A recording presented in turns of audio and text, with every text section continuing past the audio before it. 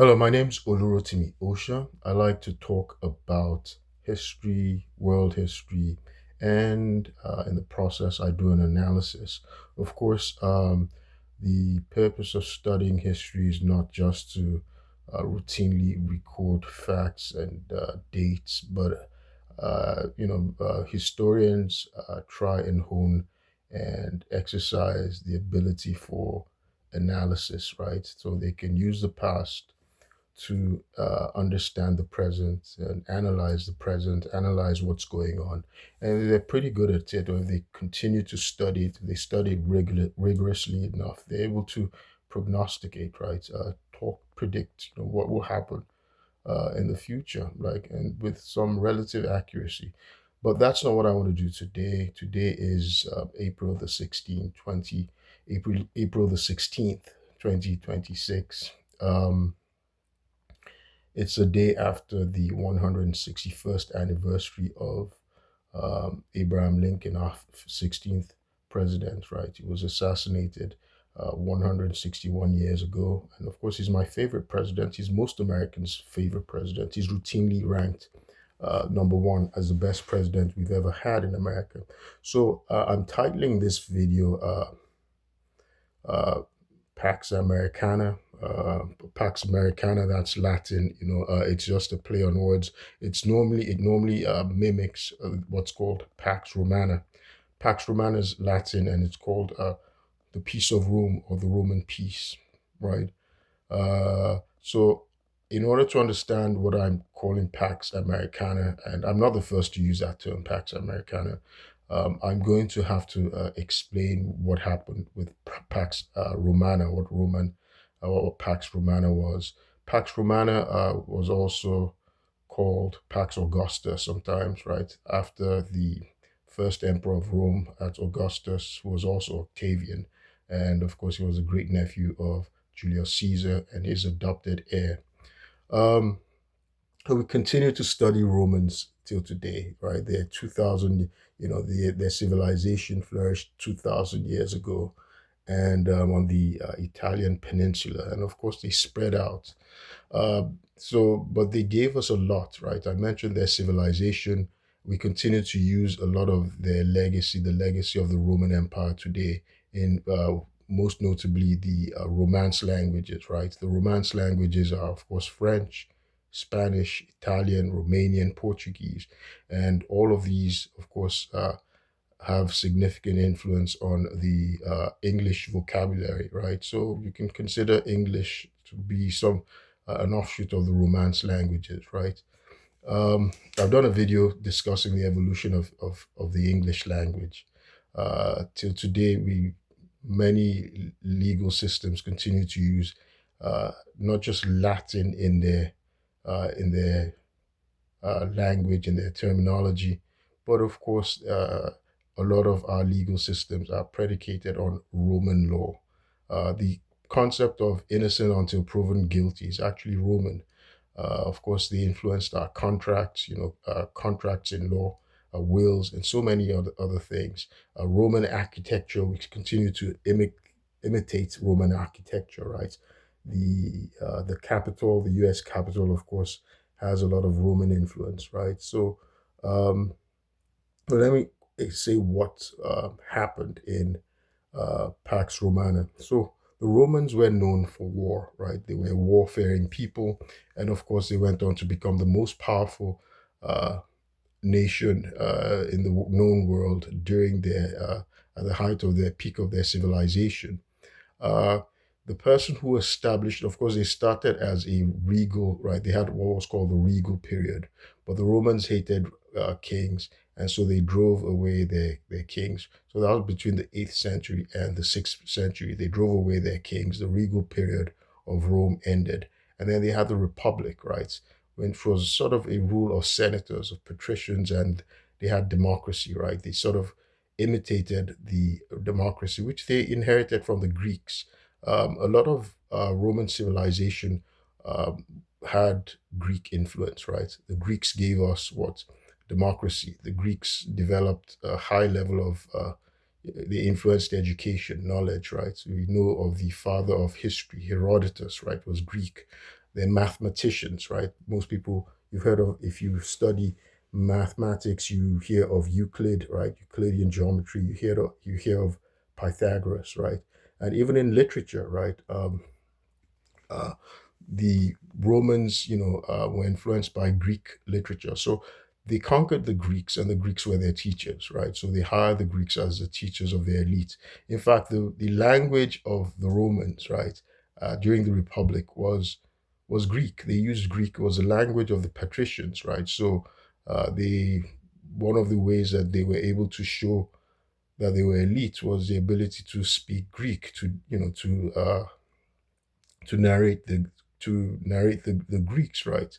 To give screeds in Greek literature, and of course Homer, right? Homer is a famous Greek, right? We continue to study Homer today.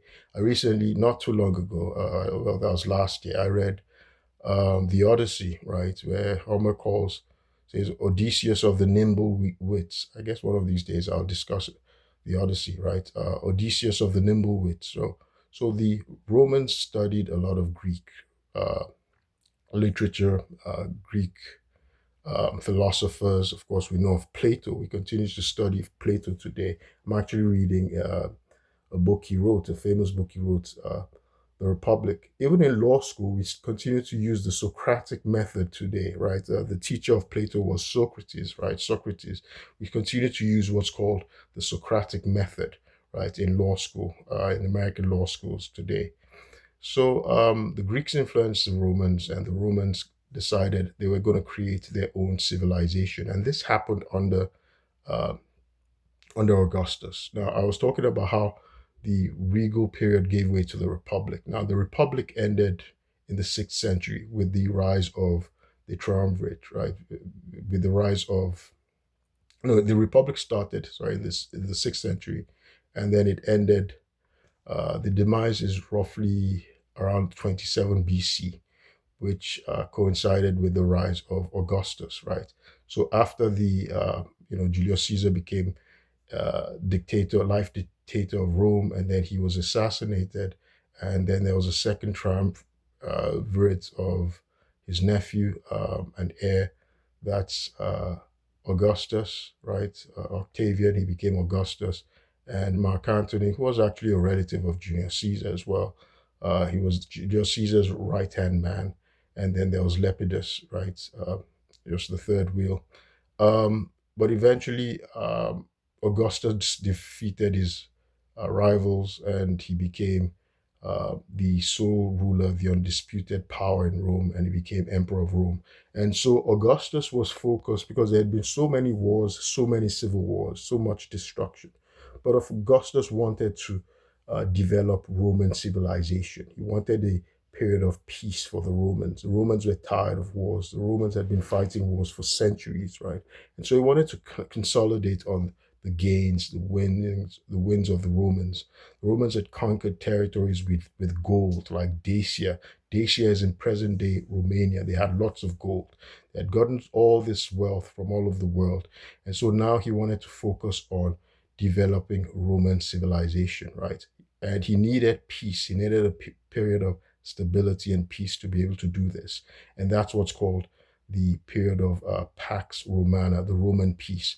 He didn't have to fight wars with their enemies because people knew the Romans were ruthless. They had the most powerful military. So that notion that Rome could destroy you, that was what they used to do. Romans would actually annihilate an entire nation that they went to war with, right? They would annihilate them to cause other potential rivals to be afraid, to realize that, well, what this is what the Romans will do. They'll annihilate you, right? And so many nations became client states. So they didn't have to go to war with Rome. Rome didn't have to fight with nations. So they had what was called Pax Romana, right? So if you didn't quarrel with the Romans, if you didn't fight with them, then you had the peace of Rome. And Augustus, so it was like a deterrent, right? It was a deterrent.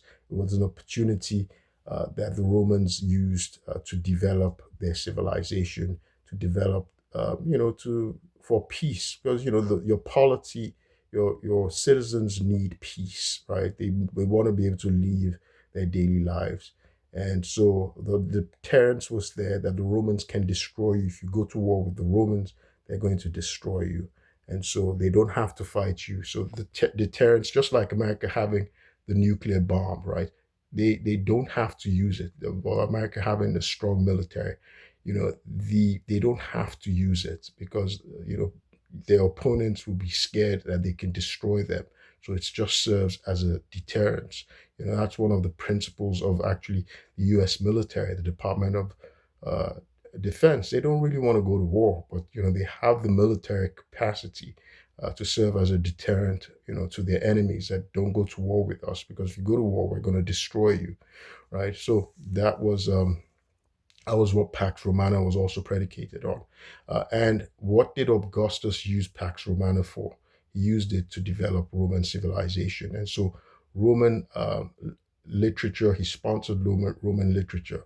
Roman artists came up like Virgil, Roman historians, they started to develop Latin, right? Latin was the language of the Romans, right? So they started to develop it to a high level. And he started to sponsor Roman architecture, right? Aqueducts. Everybody knows of the Roman aqueducts, Roman engineering. So he used Pax Romana to build Roman civilization, which has left its legacy and impact with us till today, right? Prior to and a legacy of Roman civilization is the calendar system, right? We use the Julian calendar, which was started by Augustus's of great uncle, Julius Caesar. The Julian calendar is what we still use today, dividing, the year into 365 days and with a leap year. And, the system of dividing time into, weeks, that's what we still use today, the Julian calendar. By the way, the month of July is named after Julius, the month of August after Augustus himself, and of course October after Octavian. That's him as well. So I guess he gets at least 2 months out named after him. So so Pax Romana gave us a lot of things. Gave us Roman law, the Romance languages. That's Roman civilization. Gave us that. What else do we have from the Romans? Right. Our systems of government. You see how America copied. We continue to copy Romans a lot, even in the notion of the citizen, right? You see how diverse. We created a system where if you have ability, you can become an American citizen. It wasn't Americans didn't invent that. It was something the Romans did, right? Romans, if you could contribute to the greatness of Rome, Romans would give you citizenship, right? You see someone like the Christian. Uh, Apostle Paul, who gave us a lot of the epistles in the Bible, the New Testament of the Bible. He was a Jewish man, but he was also a Roman citizen, right? Paul was his Roman name, right? And Saul was his Jewish name, right? He had them both concurrently. That's just to correct many Christians who think that, well, that when he had his encounter, right, his epiphany at Damascus, that his name changed from Saul to Paul. It didn't. Paul was just his Roman name, right, his Latin name, and Saul was his given Jewish name, right. So you see, he was also a Roman citizen, right? He appealed to Caesar. So Roman citizens had rights. So the Romans during Pax Romana they developed their civilization, Roman roads, the aqueducts, the arches, the Colosseum. They developed all these great things. They developed their literature, and we still have so many things. By the way, even Christianity, I mentioned Christianity. Christianity flourished because of the Romans, because a Roman emperor, right, made um, they made uh, you know they legalized Christianity, right? So they went from being persecuted to being legalized, and eventually they became a state, the official state religion of Rome, the only state religion of Rome. And you notice in the New Testament, right? Paul was writing a lot, was living in the Roman territories because the Romans had conquered uh, Judea, like the Palestine, that area, right? The Levant. The Romans had conquered that area, right? And so you see Paul, and of course there was what's called uh, the dispersion, right? The dispersion of the Jewish people in AD 70, right? And you see Paul in his writings, he's writing to the Romans, a lot of these Roman cities, right? Roman colonies, he's writing to a lot of them, right? And sorry, I'm sweating a lot. It's it's hot in here.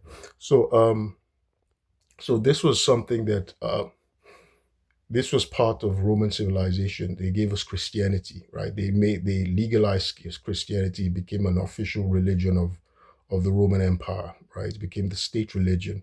There historians like Edward Gibbon, if you read his work, the history of the decline and fall of the Roman Empire, he attributes the fall of the Roman Empire to them, to Romans adopting Christianity, right? It changed them from being a warlike people into a meek people, right?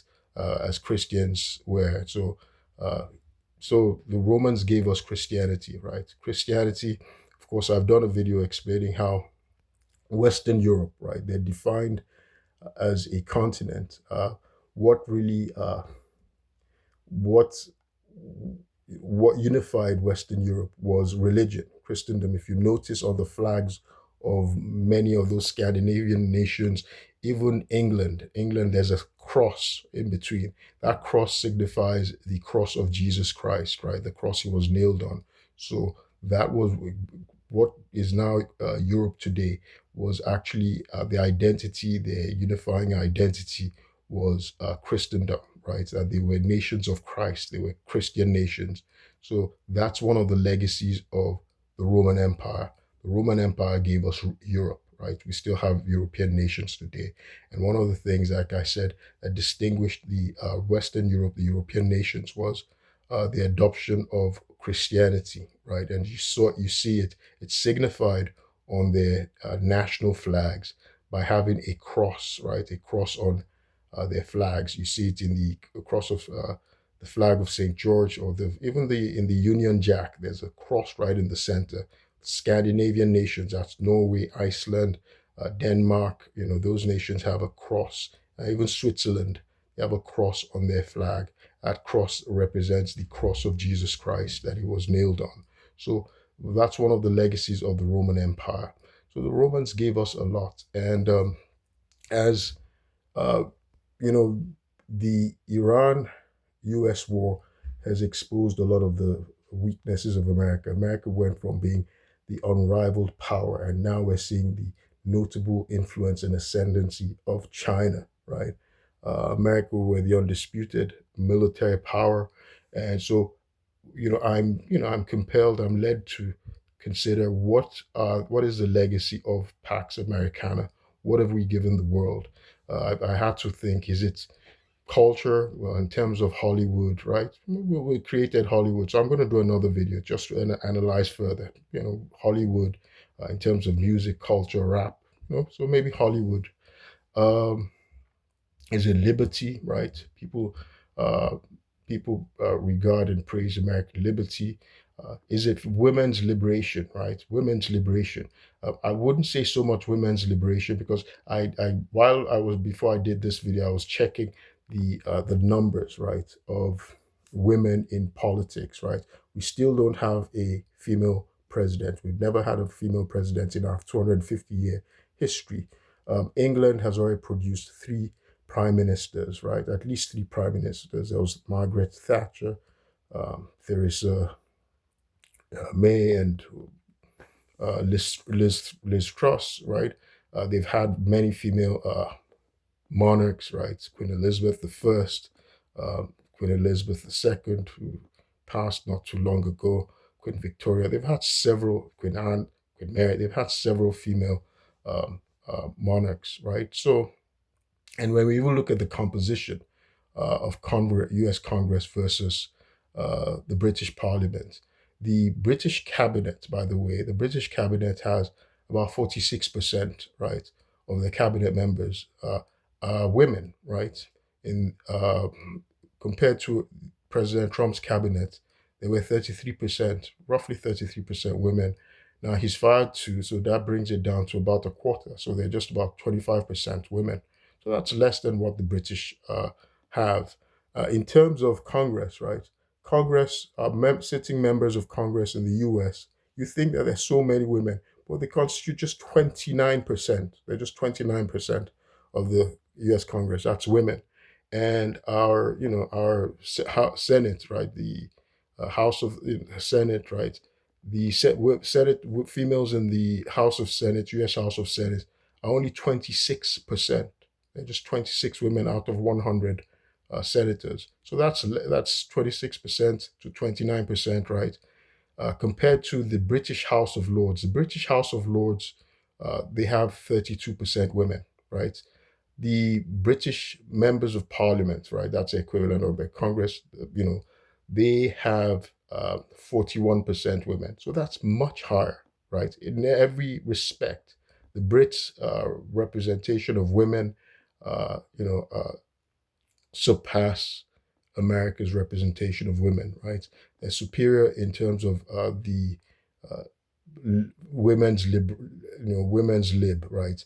And progressive, the progressiveness and the equality in terms of gender equality with respect men versus women. Um, what have we progressed? What is it that we've advanced so much? We've advanced pornography so much, right? The debasement of women. So you see women on OnlyFans and things like that. They're making a lot of money through through pornography, through their bodies. Saying, well, they have more control of their bodies, right, and they can sell it. But is pornography new? Did America invent pornography? No. Pornography and prostitution, America didn't invent those things. Prostitution is still not legal in most states in America, except in Nevada, right? It's still not legal. In England, in Europe, prostitution is legal. So even if one wants to say that, well, women have control over their bodies, right? It's a sign of progressive ideals or liberalism. Uh, you know, America sells more pornography, right? Produces more pornography than anywhere else in the world, probably. But it's not necessarily a sign of advancement or of civilization. There was always prostitution, right? So it's just a sign of more exploitation and debasement of women, which has always been there. Even in the Bible, we see that you know Samson visited prostitutes way back, and he was a prophet, right? He visited prostitutes. Even Judah, right? Judah was one of the sons of Jacob, right? And he's the ancestor of. It's from the house of Judah that David comes, that even Jesus Christ, our Lord and Savior, comes from, right? The house of Judah. Judah visited a prostitute. He didn't know that it was his a daughter-in-law hiding in disguise, right? So he visited. He was a prophet, but he, was a chosen one, but he visited prostitutes. So prostitution has always been there, right? Maybe America has taken the debasement of women to an exaggerated level. I've talked about exaggerated liberty, right? Exaggerated liberty. I did an earlier video discussing what exaggerated liberty is. So it's an abuse of liberty. And maybe that's what's happening, right, with respect to um, women, you know, having the liberty to participate in their own debasement, to to get money for it. So we have the mass consumption of pornography as is that a hallmark of American uh, civilization, Pax Romana? I don't know. So I'm gonna do another video, just discussing what would be Pax Americana. What did we get out of being the most powerful nation in the world? We know what the Romans gave us. The Romans gave us a lot. Their language, their law. We still use their law today. We still use the Julian calendar. It still has an influence, right? There's so many things that we still uh, uh, enjoy today, from their literature to their architecture, right? Even our capital, like I said, is its architecture is designed after the Roman civilization, Roman architecture. So, what is it that America has given the world? We landed, the first to land humans on the moon. We were not the first to go to the moon, right? but we're the first to land humans on the moon. I think we're still the only ones to land humans on the moon. But other nations have gone to the moon since then. China has gone. Of course, Russia went to the moon before us. They did the first uh, lunar landing. But America was the first to land humans, and we're still the only ones who actually land human beings on the moon. Um, other nations have they like sent like robotic systems and things like that to the moon. China, India has done so. Um, what is it that we have given? Well, we gave the world the internet, right? We gave the world the internet. The internet is very powerful today. Um, with ARPANET, then that was created by the U.S. Department of Defense. So I'm proud to have been affiliated with the U.S. Department of Defense. We gave the world that the internet, the TCP/IP protocols. We developed those, but many people erroneously say we gave the world the World Wide Web. Americans did not create the World Wide Web. Americans created the internet in the 60s and 70s, but it was a British computer scientist, Sir Berners-Lee, I think that's his name. He's the one who created the World Wide Web, gave us the World Wide Web, the HTTP, HTML, those protocols, right? And it was developed in Switzerland, right? In Switzerland, not in America. So what is it? What has been the influence the of Pax Americana? We gave the world the United Nations, but we started to establish uh, the rules-based order that we were living by today until the brazen, illegal U.S. Israeli war against Iran. So these are assessments that historians will continue to do regarding what Pax Americana was. My name is Olurotimi Osha. I'll do more videos and I'll keep you posted. Thank you.